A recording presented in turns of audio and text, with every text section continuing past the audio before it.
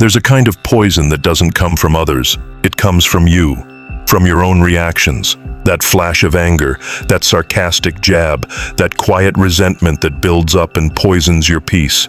Epictetus didn't just teach Stoicism to help us deal with others, he taught it to help us deal with ourselves. Because until you master your own reactions, you'll never be truly free. Reaction 1. Over-explaining. You feel misunderstood, so you flood people with details. You chase validation. But the Stoic doesn't justify. He clarifies, once, then lets the silence do the rest. If someone twists your words, let them. You're not here to manage their insecurities. Reaction 2. Taking everything personally. Not every comment is an attack. Not every mood is about you. Epictetus taught that most suffering isn't caused by events, but by our interpretation of them. Learn to observe without absorbing. Reaction 3. Snapping when criticized. You hear a correction and take it as an insult.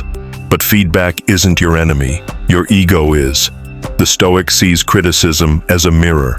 If it's true, use it. If it's not, ignore it. Either way, don't flinch. Reaction 4. Revenge thoughts. Someone wrongs you, and your brain starts writing scenes, comebacks, exposures. But Epictetus warned, when someone does you wrong, they harm themselves, not you, if you do not accept it. Let your peace be the only revenge. Reaction 5. Ghosting as punishment. Someone disappoints you, so you vanish. Not out of protection, but out of pride. You want them to feel your absence. But silence used for revenge is still noise in disguise. The Stoic withdraws to reflect, not to control. Real strength is choosing response over pettiness. Reaction 6. Passive-aggressive behavior. You smile, nod, and then withdraw affection, drop subtle jabs, or delay support. It feels clever, but it's weak. Epictetus would say, if something disturbs you, speak clearly, not cruelly, not manipulatively, but directly. Anything less poisons you, not them. Reaction 7. Spiraling into worst-case scenarios. One thing goes wrong, and suddenly your whole life is falling apart, in your head. This overreaction isn't realism, it's self-sabotage. The Stoic pauses, breathes, and separates fact from fear. Control what you can. Let go of the rest. Reaction 8. Emotional dumping. You unload every thought, every emotion, every insecurity onto someone else the moment you feel discomfort. It feels relieving, but it's projection. The Stoic learns to sit with discomfort, to filter emotion through reason, before unleashing it on others. Reaction 9. Needing the last word. You just have to get the final shot, the final point, the final truth. But Epictetus warned, the wise man doesn't need to win arguments, he needs to win control of himself. Let others have the last word, you keep the last clarity. Reaction 10. Shutting down. You feel overwhelmed, so you disconnect. Not to heal, but to avoid. You act cold, distant, unreachable, not out of peace, but out of pain. But the Stoic doesn't run from discomfort. He sits in it. He observes it. And then he chooses his next move, not as a reflex, but as a decision. Avoidance is not strength. Awareness is. Every one of these reactions is common, normal even. But normal doesn't make them useful. The Stoic doesn't aim to be normal. He aims to be free. And freedom means no longer being a puppet to your impulses.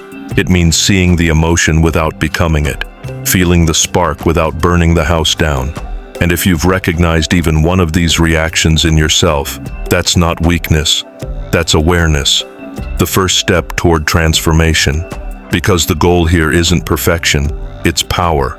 The quiet, unshakable kind that no one can take from you. So if this spoke to you, subscribe.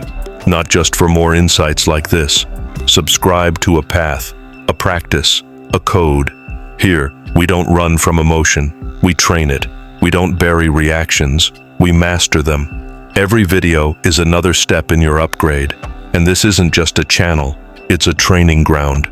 Mastering your reactions isn't about pretending to be calm, it's about becoming calm, through repetition, through awareness, through discipline. The Stoics didn't repress emotion, they refined it. They knew that emotion is data, not direction. And when you stop letting it drive the car, your life stops crashing. Imagine walking into conflict without losing your clarity. Imagine hearing criticism and not flinching. Imagine being so grounded, so steady, that other people's chaos never becomes your own. That's not fantasy. That's training. That's what daily self-mastery looks like. Every time you catch a toxic reaction before it takes over, you rewire your identity. You go from reactive to deliberate, from scattered to strategic, from triggered to tuned in. And no, it doesn't happen overnight, but it happens every time you choose a pause over a punch, a breath over a breakdown, and slowly, the people around you notice. You stop matching energy and start setting the tone. You stop chasing control and start owning presence. You walk into rooms differently. You speak less, mean more. You don't rise to every bait, because not every battle is worth the cost of your peace. So much of what ruins us isn't what others do. It's how we react. The snap decisions, the heated words, the silent treatments, the guilt-soaked apologies after a storm we created. But the Stoic path says, you're not your impulses, you're the discipline that follows. Epictetus taught that the moment between stimulus and response is where your freedom lives. That gap, just a breath wide, is your power. Most never find it. They react out of habit, emotion, ego. But you're learning to live in that space, to stretch it, to command it. Because when you eliminate toxic reactions, you don't just protect your peace, you upgrade your entire life. Your relationships shift, your decisions sharpen, your self-respect deepens. You stop living at the mercy of your moods, and you start living by design, not default.